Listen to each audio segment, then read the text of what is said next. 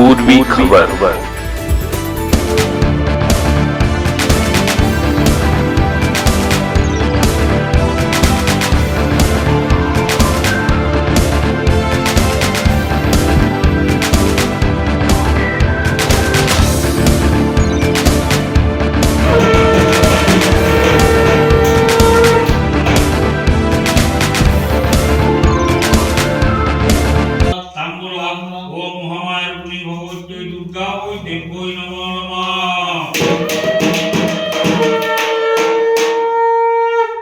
आप देख रहे हैं पूर्वी खबर।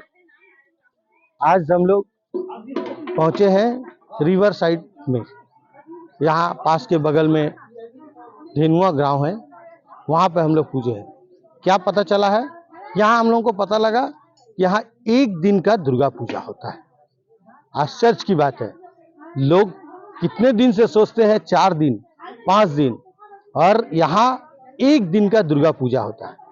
आइए यहाँ के जो अभी यहाँ के जो प्रतीक हैं और जो इनके बारे में हम लोग इनसे पूछते हैं कि इस पूजा का महत्व क्या है और क्या इसके विशेषता है। এই যে পুজোটা একদিনে দুর্গা পূজা বলা হয়, এটা কি ঐতিহ্য আছে? এটার ঐতিহ্য আমরা যেটা জানি, যেটুকু জেনেছি, 1979 সালে এই পুজোটা শুরু হয় এখানে। আচ্ছা এর পুজোর প্রতিষ্ঠাতা হচ্ছে তেজানন্দ ব্রহ্মচারী। আচ্ছা উনি এই পুজোটা 1979 সালে শুরু করেছিলেন। উনি বললেন যে মা স্বপ্ন আদেশ করেছে মাকে এই রূপে এখানে পূজা করতে হবে। তো ওনার কাছ থেকে আমরা জানতে পারি পরে যে মা এই রূপে কীভাবে এলো। বলছে মা স্বর্গ থেকে এসেছিল মর্তলোকে ভ্রমণ করার জন্য, যে আমার এখানে ভক্তবৃন্দরা আমাকে বারবার ডাকছেন, অত্যাচারিত হচ্ছে, আমাকে মর্তলোক ঘুরতে যেতে হবে একদিনের জন্য। তো একদিনের জন্য আসার জন্য ওনার পুরো পরিবার, যারা লক্ষ্মী, সরস্বতী, গণেশ, কার্তিক সবাইকে বাদ দিয়ে একা আসছিলেন। তো ওনার যে 2 সখী জয়া আর বিজয়া নাম ওদের, ওরা দুজন মায়ের সাথ ছাড়েনি যে আমরা মর্তলোকে আপনার সাথে যাবো। তখন মর্তলোকে জয়া বিজয়াকে নিয়ে একদিনের জন্য এসেছিল। তার জন্য এটা হচ্ছে স্বপ্নাদেশ পুজো, একদিনের জন্য পুজো। একদিনই দুর্গা পুজো হয় কীরকমভাবে, একদিনই শুরু হয়, ষষ্ঠী, সপ্তমী, অষ্টমী, নবমী, দশমী, এভাবেই পুজোটা হয়। একদিনে শুরু, একদিনে আমাদের শেষ। মায়ের ঘট বিসর্জন এবং আপনাদের দোলা বিসর্জন একদিন হয়ে যায়। প্রতিমা থাকে, দুর্গা মায়ের প্রতিমার নিরঞ্জনের দিন সেই দিন হয়। এটা আমাদের বিশেষটা। এই কদিন কি এইখানে এইরকমই পুজো চলতে থাকে? না, পুজো আজকে যেটা আমাদের বৈশিষ্ট্য, আজকেই একদিনের জন্য। বাকি দিন লোক আসা যাওয়া, ভিড় ভাড়কা, পুজো মায়ের মূর্তি থাকবে, প্রতিদিন পুজো করতে পারে, ওটা আলাদা জিনিস। কিন্তু একদিনের জন্য আজকের আকর্ষণটা হচ্ছে আমাদের এই আসানসোল শিল্পাঞ্চলের সবচেয়ে বড় আকর্ষণের জিনিস। এইটা তো বলা হতো কি আগে এইখানে পুজোটা তো গ্রামবাসীরাই করতো, যখন স্বপ্ন পাওয়ার পরে হয়েছিল।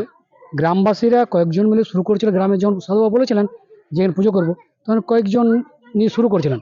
আস্তে আস্তে গ্রামে প্রচার হয়, পার্শ্ববর্তী গ্রামে প্রচার হয়, আসানসোল শিল্পাঞ্চলের প্রচার হয়।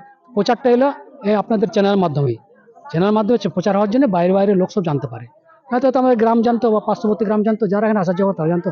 তো আসানসোল শিল্পাঞ্চল জানতো, কিন্তু বাকি বাইরে জানতো না। এটা কি হলো, আমাদের পুরো পশ্চিমবাংলা জানলো এবং আমাদের ভারতবর্ষ জানতে পারে। অনেকে জায়গায় চ্যানেলের মাধ্যমে তো বড় ভারতবর্ষ জানতে পারে। একদিন বলছি এই পুজোটা আর কোনো জায়গা হয় কিনা সেটা কি কিছু জানা আছে আপনার? আমাদের আসানসোল শিল্পাঞ্চলে তো হয় না, এবং আমাদের পশ্চিমবাংলার মধ্যে কোনো জায়গায় হয় কি না আমার সেটা সঠিক জানা নেই। যদি কোনো জায়গায় আছে না, আমি সেটা বলতে পারবো না। ঠিক আছে, আপনার নামটা? আমার নাম নারায়ণ দত্ত, গ্রাম ধেনুয়া, পোস্ট বানপুর, জেলা পশ্চিম বর্ধমান।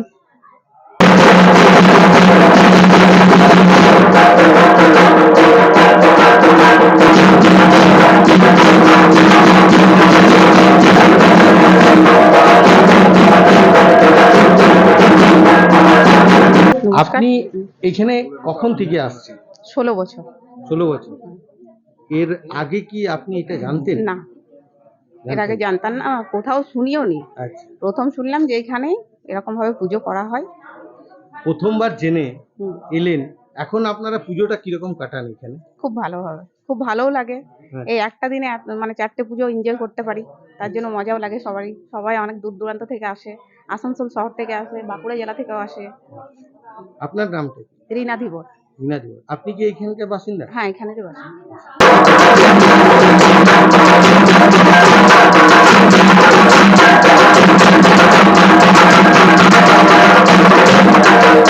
থেকে এসেছি। আমার নাম শ্রাবন্তী রায়। আমি গেছিলাম নদী গেছিলাম তর্পণ করতে। তো আসার পথে এখানে ঢুকলাম কেদারনাথ মন্দিরে, এখানে দেখলাম জয় বিজয়ার পুজো হচ্ছে। তো এখানে আসলাম, এসে আমার খুব ভালো লাগলো। আমার হাজবেন্ড প্রত্যেক বছর আসে, আমার কোনো বছর আসা হয় না, এবছর এলাম, এবছর এসে আমার খুব ভালো লাগলো। চেষ্টা করব প্রত্যেক বছর এখানে আসার, যদি মা ভালো রাখেন সুস্থ রাখেন অবশ্যই আসবো। কি নাম আপনার? আমার নাম শ্রাবন্তী রয়, আসানসোল আগুড়িপাড়া থেকে এসেছি। हमारे चैनल को लाइक शेयर सब्सक्राइब करना ना भूलें और बेल आइकन को दबाना ना भूलें और देखते रहें पूर्वी खबर। पूर्वी खबर, नजर सब पर।